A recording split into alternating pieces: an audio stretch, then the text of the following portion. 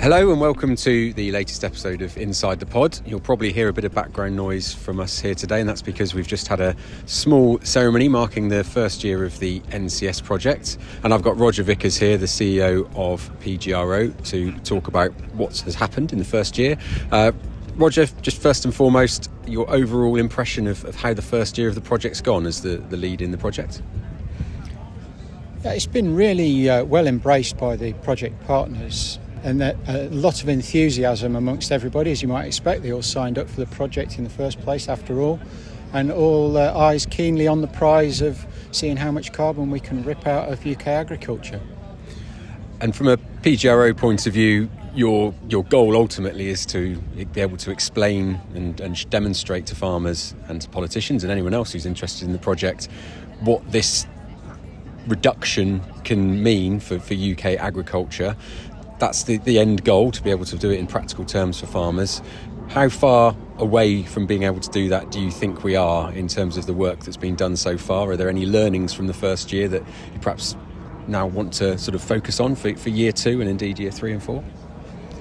Yeah, probably a little bit too early to start drawing some conclusions, Ben, but the premise of the project, in summary, as you perhaps already know, is that if we produce more beans, we take nitrogen out of the arable production system. If we produce more beans and feed them instead of soya, we reduce the footprint in the animal feed industry. So the project is all around demonstrating how we can do that and at what level we can substitute beans for soya, and at what level that's economic, at what level it becomes uneconomic, and how much soya can be saved in the different scenarios, giving policymakers ultimately at the end of the project a choice as to what they value. Is it farmer productivity, or is it indeed carbon saving? And presumably that's quite a difficult thing to pull together. You've got a wide range of project partners involved, everybody focusing on their particular area of expertise. That's quite tricky for everybody to be working towards that goal of identifying just what difference that can make to farmers in real life. Would you say that's perhaps one of the sort of biggest challenges that we need to overcome in the next couple of years of this project, to really focus on what it means for farmers and what difference it can make to their systems? Yeah, it's a massive supply chain, isn't it? And to sort of try and address the whole supply chain all in one go is pretty much impossible. But that, of course, is why the project is divided into work packages, and each work package is focusing on a different element of agriculture, be it production of pulses or feeding to different sectors in the livestock industry. And by pulling together the lessons that we learn in each of those work packages, we will end up with a policy document that informs as a whole. And in doing it in that way, I think it's a little like eating the proverbial elephant. We're doing it one bit at a time. So PGRO, as well as its trials work, is involved in sort of leading the project overall. Are you quite happy with the engagement and the enthusiasm from all the other project partners as the project really sort of got into underneath their skin and they're really involved in it? Because it certainly feels that way from where I'm standing. Yeah, well, as you heard only a few moments ago from Tom Allen Stevens at Boffin, we've managed to engage, I think it was 366 farmers in the project in the first year. We've fulfilled our quota of 10 pulse pioneers who are getting paid to do on-farm trials this year. We've got farm trials and engagement in the dairy industry, the poultry industry, and the beef industry. Also, I think in some sheep nutrition as well. So it's been embraced quite widely, not only by the supply chain but also by farmers, and it's really encouraging. A lot of the data that's coming into the project will be from real farm situations, and going back to your first question, that's going to help inform individual farmers at enterprise level what impact they can have, and by baselining their carbon footprint for either cropping or whole enterprises before they start and after they've done some changes, which are the form of their experiments, they're going to be really informed about how they can step forward in the future. And I would encourage any farmer to get engaged with the project. There's free training in the use of the Farm Carbon Toolkit available, and I believe that everyone will at some point have to baseline their farming enterprise. This gives them an entry in, and at this stage in the project, it's still open for farmers to get involved and really put their own data into the final solution. Actually, maybe at the end of the day, their own data can influence farming policy. How great would that be? Well, that's the dream, isn't it, Roger? Well, thanks very much for that run through. We're going to have a chat with Becky shortly around the trial work that's been going on with PGRO in the first year. And as Roger said, if you want to engage with the project further, like over 360 farmers have already done, you can go to the PGRO website, pgro.org, or you can go to the NCS website online.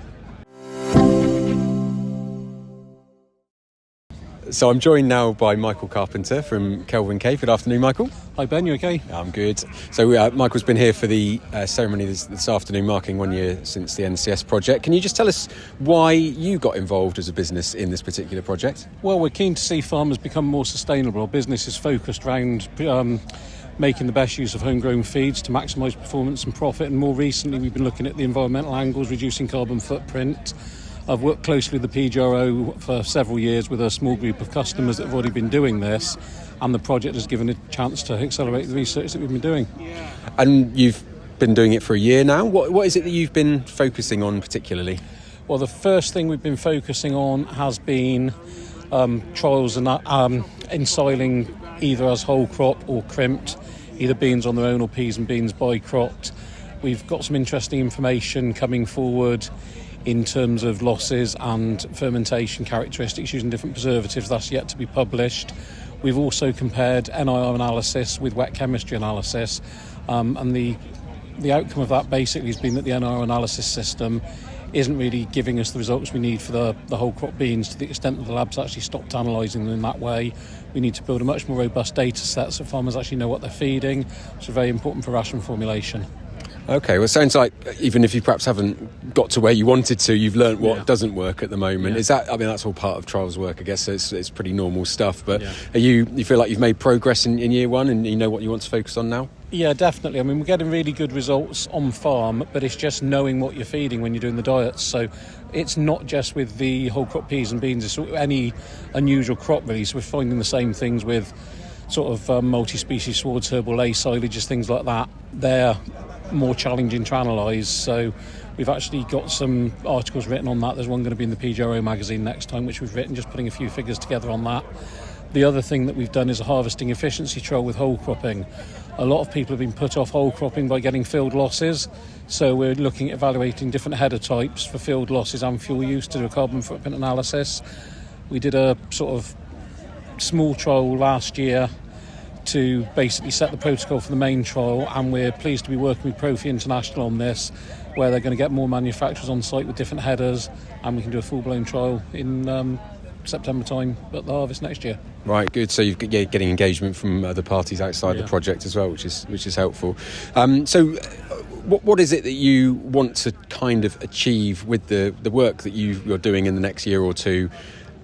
What would you like to be able to sort of report back at the end? Is it a kind of, you can't find a sort of silver bullet to this problem or this opportunity, but you can perhaps report back on some findings and give people advice on how they can feed more homegrown pulses to livestock. Is that the sort of overall goal? Yeah, or is well, there basically, I think what we want to do is get a sort of best practice blueprint for utilising homegrown pulses on mixed farms. And also, a thing I've always been quite passionate about is encouraging farm-to-farm trading, shortening the supply chain, so cooperation between arable farmers and livestock farmers, maybe taking the product, having some muck back on the land, that sort of thing. So it's something that's not really done, but it could be beneficial to both parties. Brilliant. Well, thanks for your time, Michael. We're getting a bit wet now because cereals has decided to rain on us, but we're going to go and have a chat with Becky from PGRO now about what she's doing. See you later. Thanks. So we've moved inside the tent to get out of the rain, and I'm now joined by Dr. Becky Howard, and she is going to tell us a little bit about the PGRO's trials in the field this year. So Becky, what have you been doing towards the NCS project in the first year?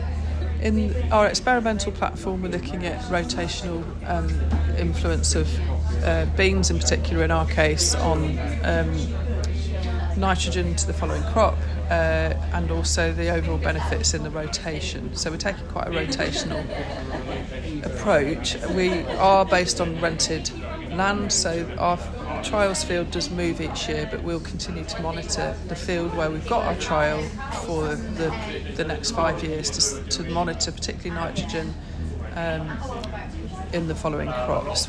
We're based on the Dyson estate, so we've collected all of our historic data from the fields that we've had in the past, so we can look at analysing our known areas of peas, beans, other legumes that we might have, because everything we have on that trial ground is GPS, so we know exactly where everything is. What we've got this year is a block of winter beans, a block of winter wheat, a block of a bicrop of winter beans and winter wheat, and then a block of spring beans. And we're taking measurements within those for soil mineral nitrogen, which has been done already pre-drilling, and will be done again each year for the next 5 years. We've got soil moisture probes in place to measure any moisture differences in the soil profile. As I say, we've done the nitrogen. We've also got greenhouse gas monitors on each of those plots as well. So with the Allerton project, we are monitoring greenhouse gas emissions from those plots to see if there's any differences between the cereals, particularly the bicrop and the beans. And actually we've got N sensors in place as well from PBL technology, so those will be compared against the samples that we've taken, soil samples that we've taken. So there's a lot being measured. We're also looking at, which is interesting for growers as well, the impact of on disease of bicropping compared to the monocrops that we've got in place, and pest incidents, as well as any sort of crop interactions such as sort of competition, crop height, weed control, those types of things. So lots of things taking place, and this is the first year, so we'll look at how things have gone from this year. If we need to modify things to next year, we will do. But we would look to just try and continue collecting the same types of data. Across the work package, which is work package 3 within the project, there are the other experimental platforms. So we've got James Hutton Centre for Sustainable Cropping, we've got Cranfield, they're doing controlled experiments in large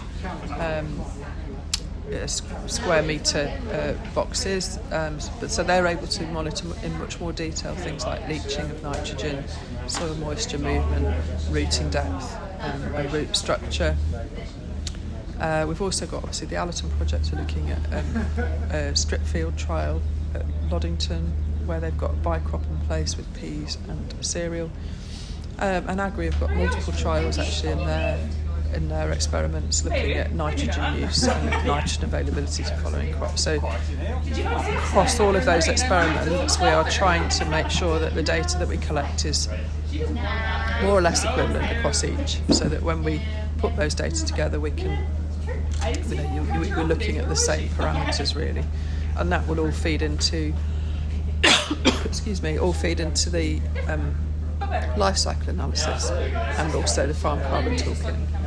So quite a lot of work going on in the field. Going back to nitrogen fixation for the following crop and the impact on your following crop in the rotation, how much of that is already sort of established and known? Because that's notoriously one of the greatest benefits of growing pulses. What are you sort of specifically looking at that's different to what we already know about the impact that pulses have on following crops?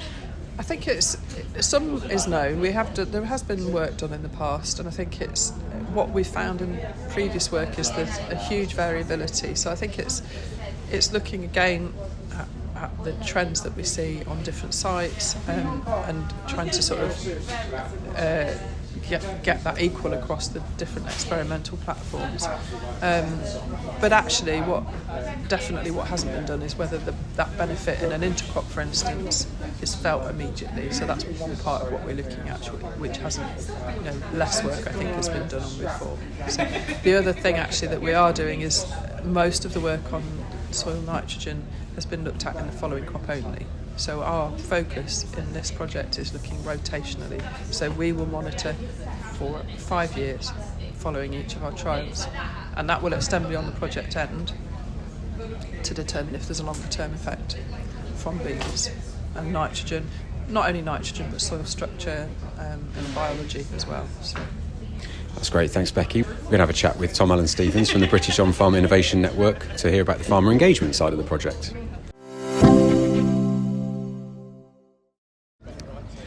Okay, so I'm joined now by Tom Allen-Stephens, who's the founder of the British On-Farm Innovation Network, which leads the farmer trials side of the NCS project. Tom, you've just given a quick presentation to project partners and farmers at Cereals.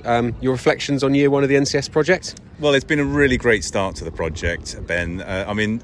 We've got 366 people who have signed up to our Pulse PEP, which is brilliant because we had a target in our first year of trying to get 300 on board, and we weren't sure whether we were going to reach that. Well, we smashed that target already, which is fantastic news. Now, the challenge now is to get those people really engaged with the project, and so we're looking for people to be carbon baselined. That's one of the main aspects of that. Our target is to get 200 people carbon baselined within our Pulse PEP community, and we also need them to join the farming forum, get the discussion going. So we've got the Pulse PEP forum on the farming forum, which we're running as part of Pulse PEP, which is run alongside Farm PEP from ADAS. And so we've got all the knowledge and all the information on there. We've got some information from some of the project partners, and some of the discussion is just starting on there. But we need more people to come in, bring their experiences, bring their thoughts, bring their questions as well to the discussion forum, so we can build that knowledge community. Yeah, it might be worth reiterating to people who perhaps aren't familiar with the project exactly what a Pulse Pioneer is and what they get out of being involved in the project. Yeah, so that's the other aspect. We've appointed 10 Pulse Pioneers who are farmers who are at the top of their game, growing peas and beans, and they're doing trials within the project, looking mainly at they're growing a field of beans, and within that field they've got an area that's not beans, so we can monitor what the difference the beans makes across the rotation. But the exciting thing is that all of our 10 farmers have also got trials going on within their fields, looking at some of these exciting new products that you can put on that enhance the crop. And we're looking at some detail, putting it through the ADAS yen, at what that delivers in the field, and so they can get some really good results on that. So we've got 10 Pulse Pioneers, as you say. That work is ongoing. They are literally doing the analysis and the monitoring of those crops as we speak. We'll get those results later on this year, but we are recruiting for more Pulse Pioneers. So we've got 10. We are looking to double the number for next year. We need 20 trialists. And again, as I say, only the best farmers need apply. We are looking for the most knowledgeable pea and bean growers to join our community, to share their experiences, so that we can all learn how to grow this crop better. And you've just come back from a bit of a tour of the Pulse Pioneers that are involved in this year already. What do you think your senses of how they are enjoying being involved in the project? Because they're quite diverse. They're all doing things slightly differently, and they've got slightly different motivations for being involved in the project. What was your impression from their farms as to what they're getting out of the project by being involved? Well, yeah, Ben, you're right. We've got a really nice spread of farmers, right from conventional farmers through regenerative and also some more organic farmers as well. So I was up on Diarmid Baird's farm up in near Dundee the other day. Lovely farm, and he's a super chap as well. And some of this work he's doing, just his field that he's looking at the moment, he's got peas and beans growing in there, and then he's intercropping them with triticale and rye and wheat, and doing all sorts of different variations, and then he's going to be monitoring that. I mean, it's a really superb trial. We'll get some fantastic results from that alone. But then you go across the rest of his farm, and he's doing some fantastic stuff with compost and other intercropping as well. So that's just a flavour of the sort of farmer who we've got involved in the trial. I can't wait to see the results from Diarmid's farm. It'll be fascinating. Yeah, this is the really interesting thing about the project, is actually seeing the different motivations, and once you open a door into someone's farm, you see all the other innovative things that they're doing, and that's always a really interesting part of the story as well. But yes, very keen to see those results, and I guess they'll be coming shortly after harvest, so we've got our fingers crossed for those. Looking forward to the next year and beyond that for the NCS project. You sound like you're very happy with year one, how it's gone so far, but what are your sort of overall hopes for the project as we move into the second year? You're looking forward to it? You're positive about the potential outcomes of where we're going with this so far? Oh yes, well, as I say, we're thrilled with how it's gone so far, and especially the awareness of the project. I think we've already raised the game on peas and beans. We're getting so many interested people getting in touch with us. It's now about turning that interest into action, into some proper data that the industry can use to show that we're heading in the right direction, and to actually help farmers achieve that right direction as well. And to do that, we need people to get involved. And you don't have to do a farm trial to be involved. You can just join the Pulse PEP community. But if you do that, get yourself carbon baselined so that we know where people are starting from. Join the discussion. Bring your experiences. Bring your questions to the farming to the Pulse PEP on the farming forum and so on. That's what's really going to build the project. The more people we can involve and really involve and engage and infuse in this project, the better it will be for the whole industry. Well, there's the message loud and clear then. It's all about engagement. There is some fascinating stuff going on with this project. So thanks for taking the time to explain that to us, Tom. That's it from the NCS project 1 year on celebrations today at Cereals. I hope you've enjoyed the episode. And if you want to stay subscribed, hit the subscribe button on whichever podcast provider you're using. And we'll see you next time.